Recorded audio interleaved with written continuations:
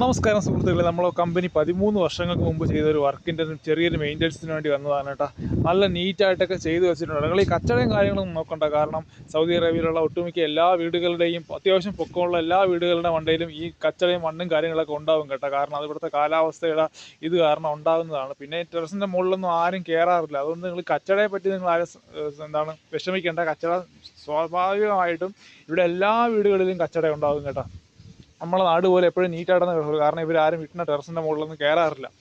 നൈസായിട്ടൊക്കെ ചെയ്തിട്ടുണ്ട് കേട്ടോ. 13 വർഷം മുമ്പ് പുള്ളിക്കാരൻ ചെയ്തതാണ്. അതുകൊണ്ട് ഈ പുള്ളിക്കാരനാണ് നമ്മളെ പ്ലംബർ എന്ന് പറയുന്നത്. ഫിലിപ്പീനി പ്ലംബറാണ്. നമുക്ക് ഒരു അബാമ കംപ്ലൈൻ്റ് ആയിപ്പോയി കേട്ടോ. അപ്പോൾ നമ്മളിങ്ങനെ അബാമ ചേഞ്ച് ആക്കാനായിട്ട് വന്നതാണ്. ജസ്റ്റ് നിങ്ങൾക്കൊന്ന് കാണിച്ചു തരാമെന്ന് വിചാരിച്ചില്ല, അങ്ങനെ വീഡിയോ എടുത്തതാണ് ഞാൻ. കിടക്കുന്നുണ്ട്, അതാണ് നമ്മുടെ അബാമ, നമ്മൾ ഫ്ലോട്ട് സ്വിച്ച് എന്നൊക്കെ പറയില്ലേ, ആ സംഭവം. ഇവിടത്തേക്ക് പ്രത്യേകത ഭയങ്കര ഇതാണ് കേട്ടോ. കാരണം